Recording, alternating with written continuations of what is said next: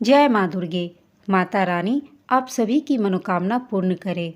आज मैं आपको महालय की कथा सुनाने जा रही हूँ। 9 दिनों तक माता रानी की उपासना करने के साथ साथ आपको इस कथा का पाठ भी जरूर करना चाहिए, जिससे घर में आप पर देवियों की कृपा बनी रहे।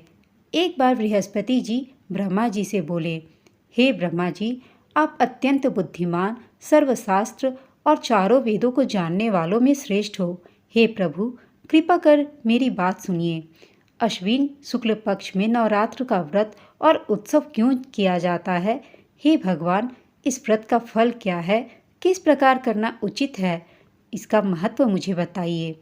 बृहस्पति जी का ऐसा प्रश्न सुनकर ब्रह्मा जी कहने लगे, हे बृहस्पति, प्राणियों का हित करने की इच्छा से तुमने बहुत ही अच्छा प्रश्न किया हो। जो मनुष्य मनोरथ पूर्ण करने वाली दुर्गा, महादेवी, सूर्य और नारायण को ध्यान करते हैं, वे मनुष्य धन्य हैं। यह नवरात्र व्रत संपूर्ण कामनाओं को पूर्ण करने वाला है। इसके करने से पुत्र चाहने वाले को पुत्र, धन चाहने वाले को धन, विद्या चाहने वाले को विद्या और सुख चाहने वाले को सुख मिल सकता है। इस व्रत को करने से रोगी मनुष्य का रोग दूर हो जाता है और कारागार में पड़ा हुआ मनुष्य बंधन से छूट जाता है। मनुष्य की तमाम विपत्तियां दूर हो जाती हैं और उसके घर में संपूर्ण संपत्तियां आकार उपस्थित हो जाती हैं। बंधिया और काक बंधिया के इस व्रत के करने से पुत्र हो जाता है। समस्त पापों को दूर करने वाले इस व्रत के करने से ऐसा कौन सा मनोरथ है जो सिद्ध नहीं हो सकता? यदि व्रत करने वाला मनुष्य सारे दिन का उपवास न कर सके तो एक समय भोजन करे और उस दिन बांधवों सहित नवरात्रि व्रत की कथा श्रवण करे। हे बृहस्पति, जिसने पहले इस महाव्रत को किया है उसका पवित्र इतिहास मैं तुम्हें सुनाता हूँ। तुम सावधान होकर सुनो। इस प्रकार ब्रह्मा जी के वचन सुनकर बृहस्पति जी ओम बोले, हे ब्राह्मण, मनुष्यों को कल्याण करने वाले इस व्रत के इतिहास को मेरे लिए कहा। मैं सावधान होकर सुन रहा हूँ। आपकी शरण आए हुए मुझ पर कृपा करो। ब्रह्मा जी बोले, पीठत नाम के मनोहर नगर में एक अनाथ नाम का ब्राह्मण रहता था। वह भगवती दुर्गा का भक्त था। उसके संपूर्ण सद्गुणों से युक्त मानो ब्रह्मा की सबसे पहली रचना हो ऐसी यथार्थ नाम वाली सुमति नाम की एक अत्यंत सुंदर कन्या पैदा हुई। वह कन्या सुमति अपने घर के बालकपन में अपनी सहेलियों के साथ क्रीड़ा करती हुई इस प्रकार बढ़ने लगी जैसे शुक्ल पक्ष में चंद्रमा की कला बढ़ती है। उसका पिता प्रतिदिन दुर्गा की पूजा और होम किया करता था। उस समय वह भी नियम से वहां उपस्थित होती थी। एक दिन वह सुमति अपनी सखियों के साथ खेलने लग गई और भगवती के पूजन में उपस्थित नहीं हुई। उसके पिता को पुत्री की ऐसी असावधानी देखकर क्रोध आया और पुत्री से कहने लगा कि हे दुष्ट पुत्री, आज प्रभात से तुमने भगवती का पूजन नहीं किया। इस कारण मैं किसी कुष्ठी और जय माता दी दरिद्र मनुष्य के साथ तेरा विवाह करूंगा। इस प्रकार कुपित पिता के वचन सुनकर सुमति को बड़ा दुख हुआ और पिता से कहने लगी कि हे पिताजी, मैं आपकी कन्या हूँ। मैं आपके सब तरह से अधीन हूँ। जैसी आपकी इच्छा हो मेरा विवाह आप कर सकते हो। होगा वही जो मेरे भाग्य में लिखा है। मेरा तो इस पर पूर्ण विश्वास है। मनुष्य न जाने कितने मनोरथों को चिंतन करता है, पर होता वही है जो भाग्य में विधाता ने लिखा है। जो जैसा करता है उसको फल भी उसी कर्म के अनुसार मिलता है, क्योंकि कर्म करना मनुष्य के अधीन है, पर फल देव तो के अधीन है। जैसे अग्नि में पड़े हुए तृण दी उसको अधिक प्रदीप्त कर देते हैं, उसी तरह अपनी कन्या के ऐसी निर्भयता से कहे हुए वचन सुनकर उस ब्राह्मण को अधिक क्रोध आया। तब उसने अपनी कन्या का एक कुष्ठी के साथ विवाह कर ओम दिया और अत्यंत क्रुद्ध होकर पुत्री से कहने लगा कि जाओ जाओ, जल्दी जाओ, अपने कर्म का फल भोगो। देखे केवल भाग्य भरोसे पर रहकर क्या करती है।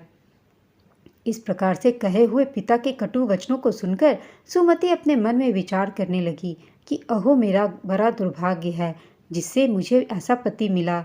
इस तरह अपने दुख का विचार करती हुई वह सुमति अपने पति के साथ वन चली गई और भयानक वन में कुशायुक्त उस स्थान पर उन्होंने वह रात बड़े कष्ट से व्यतीत की।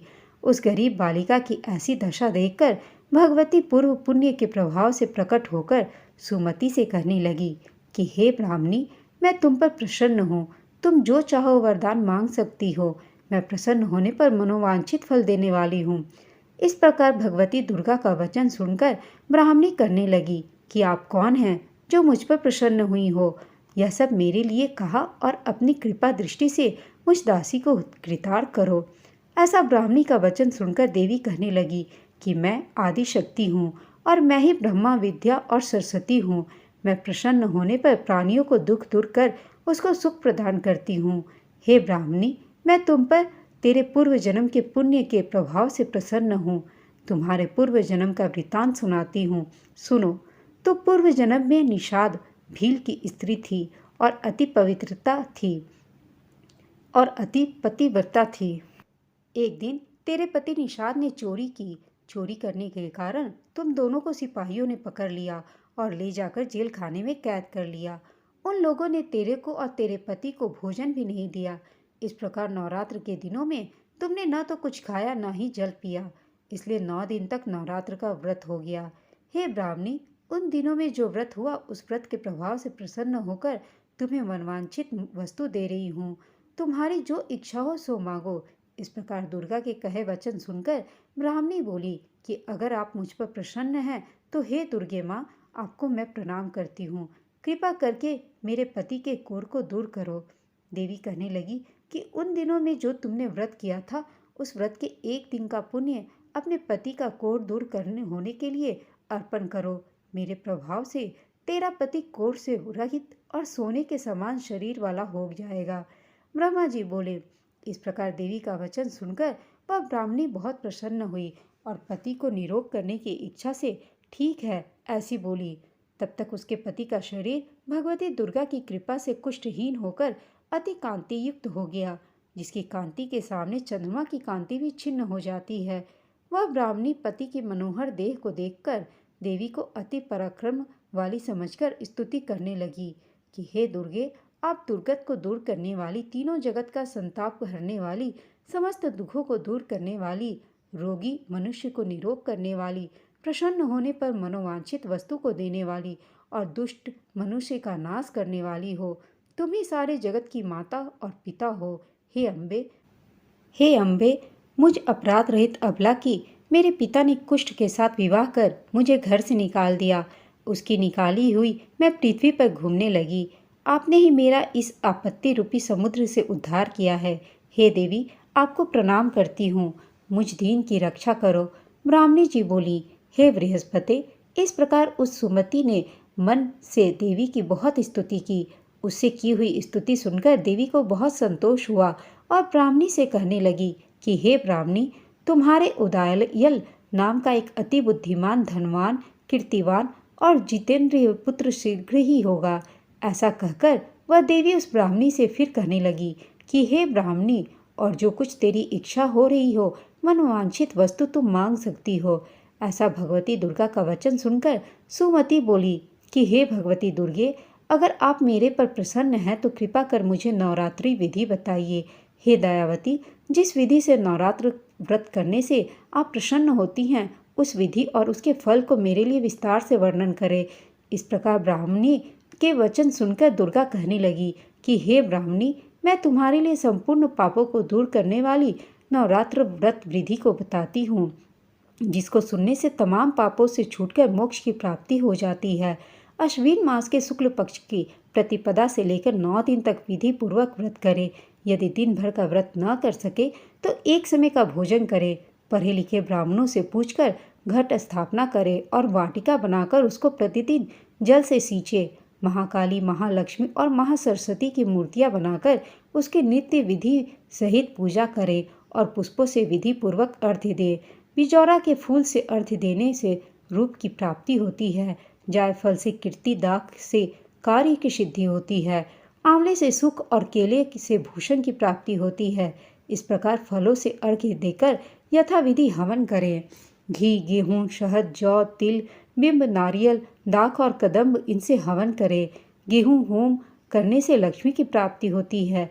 खीर व चंपा के पुष्पों से धन और पत्नों से तेज और सुख की प्राप्ति होती है। आंवले से कीर्ति और केले से पुत्र हो।